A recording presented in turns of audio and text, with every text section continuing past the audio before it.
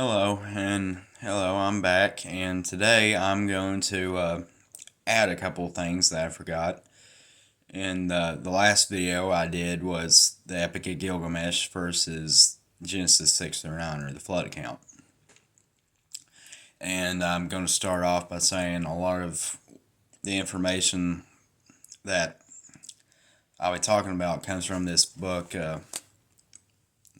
Against the Gods by John D. Currid. It's a really good book, and it's also it ain't a very hard read compared to like other books on Near Eastern theology.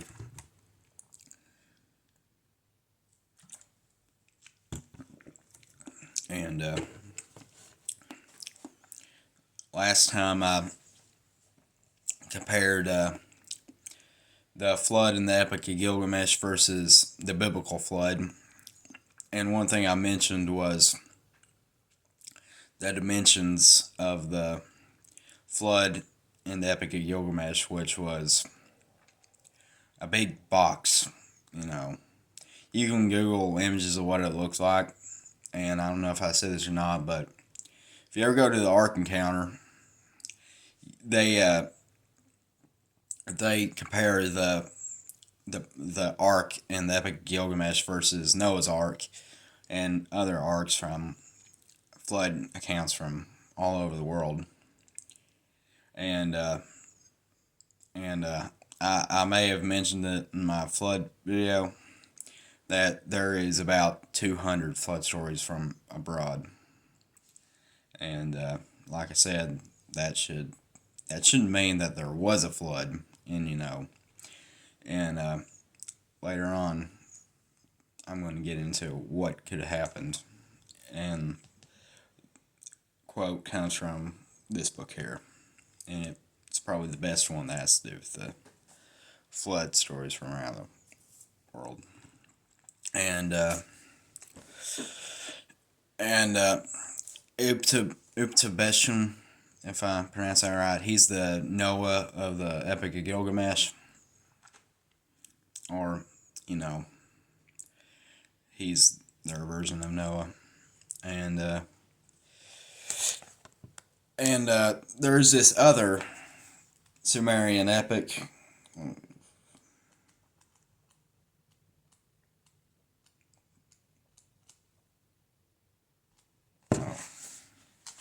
where is it?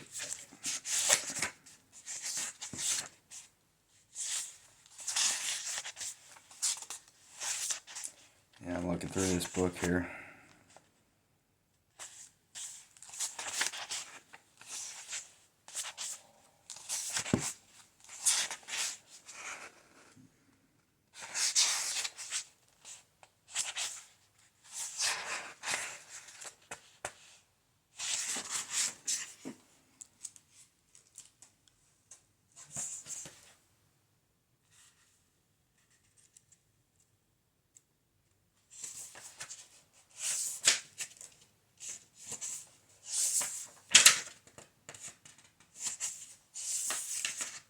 Okay, here it is. Sorry about that. The Epic of Atrahasis, I think. It's Babylonian because it's it's Babylonian, but it's a retelling of his older Sumerian flood account, and it's made up of 3 tablets, and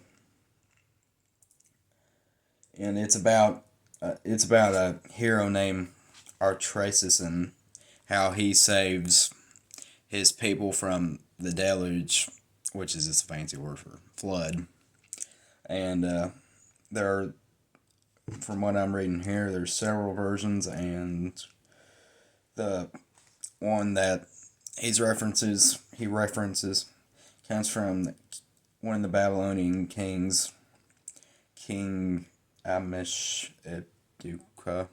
No, I'll butcher a lot of these names, but looks like it would have came from either the middle Babylonian Empire, because you got Old, Middle, and Neo. the Neo-Babylonians were the ones of during Daniel's day, and these Babylonians are they're older by quite a few centuries. And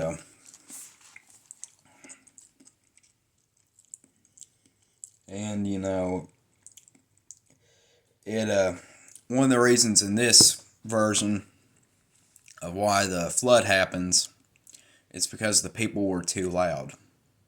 And I find that an odd reason to send a flood. Like the gods, they found the people too loud and couldn't get enough sleep, because it says here that Marduk, the head of the Babylonian pantheon, wasn't getting enough sleep because of how loud the people were. Which, kind of stupid in my opinion, but you know, the flood is a last resort, because here they send disease, they send famine, they send other things, but the flood's their last resort. And here's an excerpt from the text. And the country was a noisy and bellowing bull. The god grew restless at the racket. He addressed the great gods. The noise of mankind has become too much. I am losing sleep over the racket. Give the order that Sarupu disease shall break out. And that sums up why that the gods weren't giving any sleep, and they were just, people were too loud, and that's what they end up doing. And in the original Sumerian one, they disturb Enlil, the head of the Sumerian pantheon, but in the later Babylonian version, it's Marduk who they disturb. And what I find interesting is in this account, at Atreus, he outsmarts the gods. And, you know, the gods of, you know, the Sumer, you know, Greek, Roman, Norse, and so on, aren't really gods. They're just humans, really. And I heard somebody say that, you know, if you read any Greek mythology or any other mythology, it's really like soap operas, you know, because of how dramatic they are and how human-like they are to be gods. You know, they eat, drink, and fight, and even according to this, that the flood actually scared the gods. And that shows that they're nothing compared to, you know, the one true God. And they all manifest, you know, natural forces within their cosmos, and but that's for another time. That I may later pick up on another video.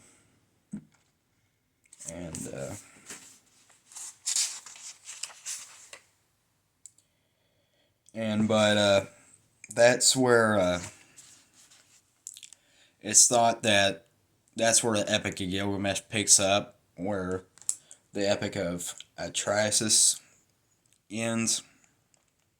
And I don't know if Atreus is Uptabesham, if they're the same person, but that kind of gives a little more insight on why the flood happened. And you know, if you remember, the Epic of Gilgamesh has a very small percentage of it is about the flood, and most of it's about Gilgamesh and his friend Enkidu and their journeys. And, you know, in my last video, I put a link of a video of where this guy gives a summarization of what the Epic of Gilgamesh is.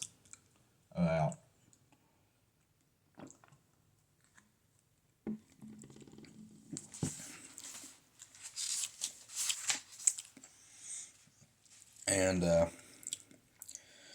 And there's also another version found at Ugarit.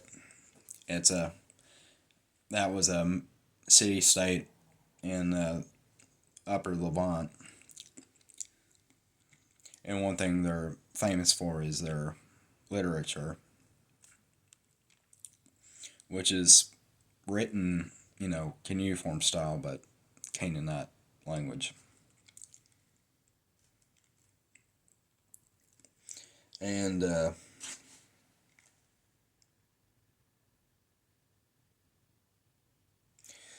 that's where I was wanting to add to the Epic of Gilgamesh. And there's other Near Eastern flood legends. You got some that come from.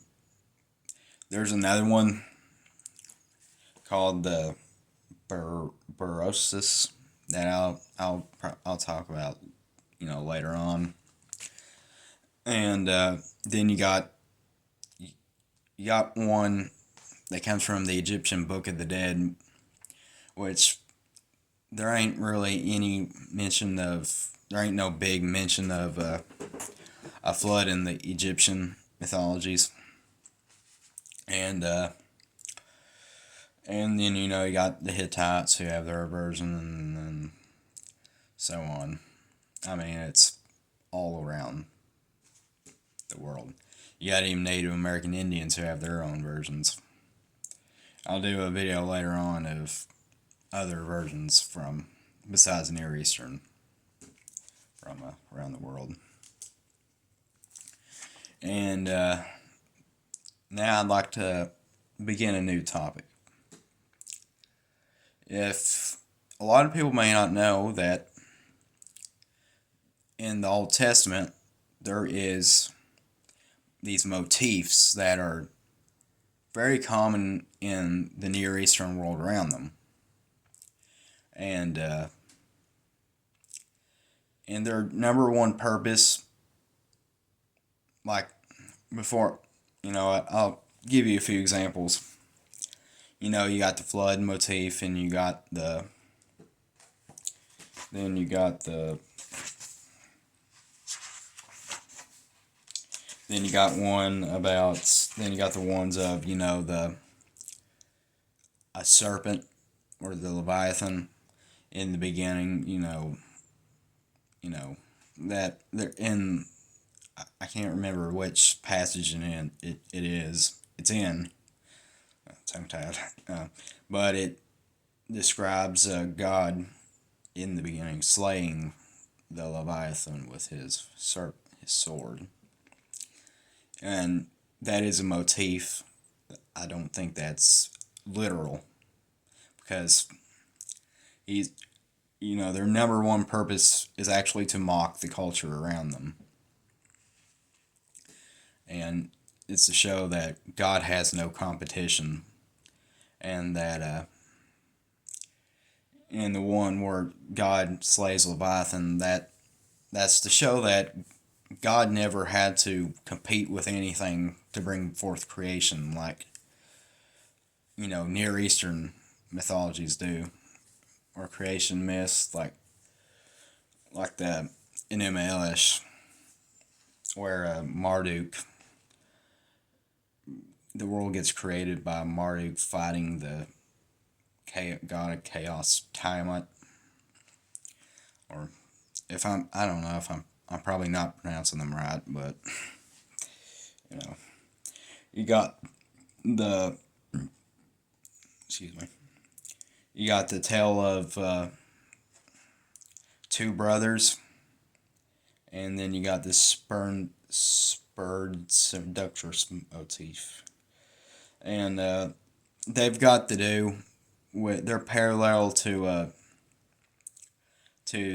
Joseph's life.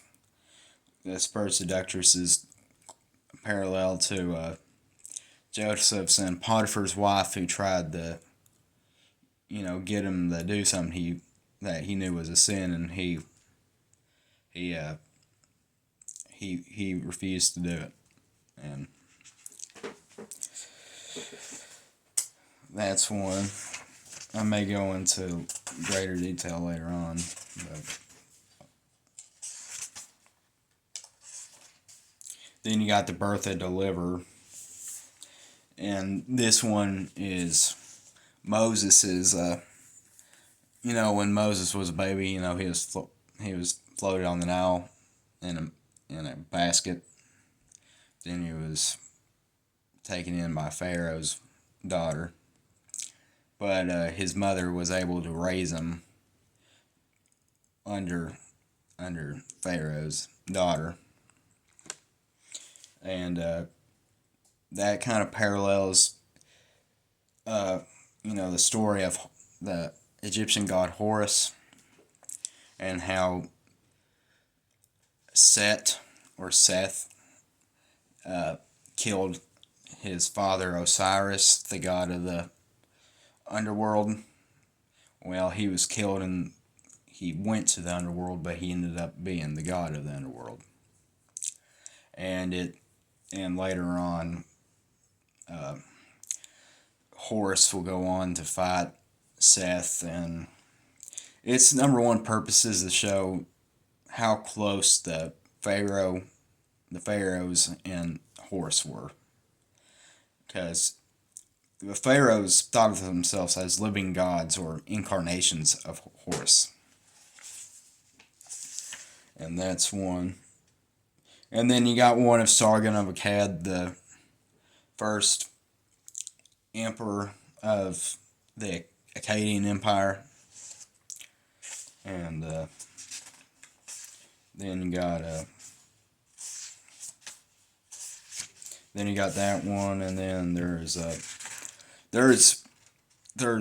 many of them, and there's a book I got. I'll go get it here.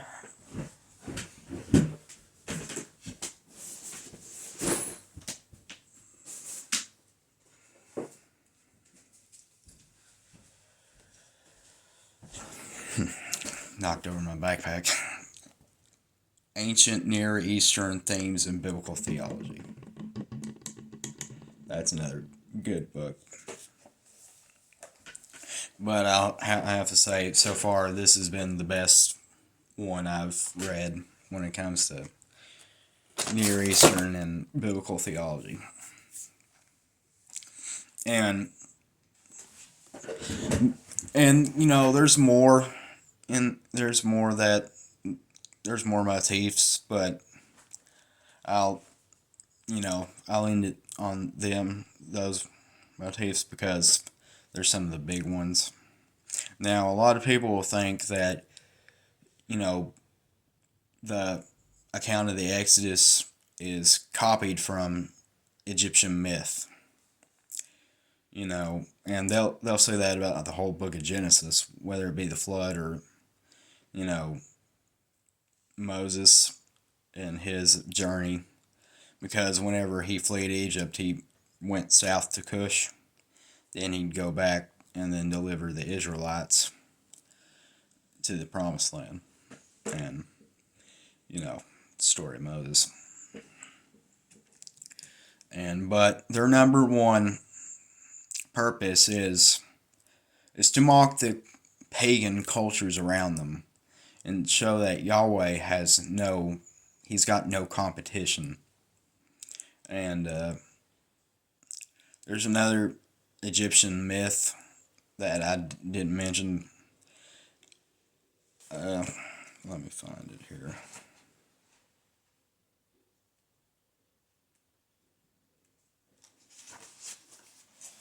Having to go back and through this book here. The Flight of Shinue. It's very similar to the Exodus in that Shinue, he's an Egyptian government official, and he ends up getting into trouble somehow.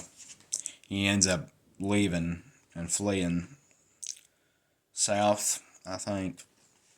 And he eventually makes his way back, but it's to show ancient Egyptian patriotism in a way, because he was always been loyal to Egypt, not where he fled to. But Moses was never loyal to Egypt. He didn't want to go back. He even gave God reasons why he shouldn't, but in the end he went and delivered his people out of Egypt and into the promised land. But that was all I was wanting to add. And again, I'll do future videos, on Near Eastern motifs and other flood legends, and I'll put some. I'll do one on dinosaurs, or I may end up doing several on dinosaurs and Ice Age and all sorts of topics in creation, science and archaeology, and so on. And there's this quote I'm going to read from John Currid.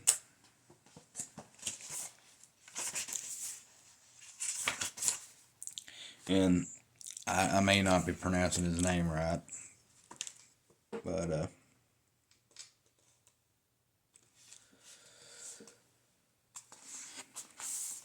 this has got to do with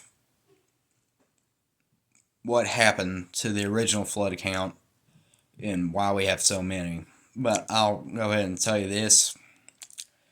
If all flood accounts were exactly the same, then one has copied the other. You wouldn't expect that. You'd actually expect them to be different, but that doesn't please people no way. And quote here. This is from another book that this guy wrote, Ancient Egypt and the Old Testament. If the biblical stories are true, one would be surprised not to find some references to these truths in extra-biblical literature. And indeed, in ancient Near Eastern myth, we do find some kernels of historical truth. However, pagan authors vulgarized and bastardized those truths. They distorted fact by dressing it up with polytheism, magic, violence, and paganism. Fact became myth. From this angle, the common references would appear to support rather than deny the historicity of the biblical story. Probably the best quote in this book here. And the study of Near Eastern motifs and comparing them with biblical motifs is called I can't pronounce it. It's got polytheism in it, and it's got an angle. And a few things I'll go ahead and say that differentiate the Near Eastern stories, whether it be Egyptian, Babylonian, Syrian, Sumerian, or Akkadian, is that they're all fiction. All Near Eastern stories are pure myth and fiction, and they're under a polytheistic pantheon. And while the biblical stories are a fact, it's a part of their history. There's no myth to it. And they're all under Yahweh, or one God, not several.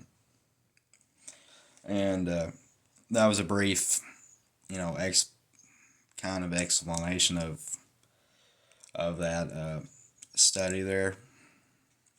And that'll be it. All right. Goodbye.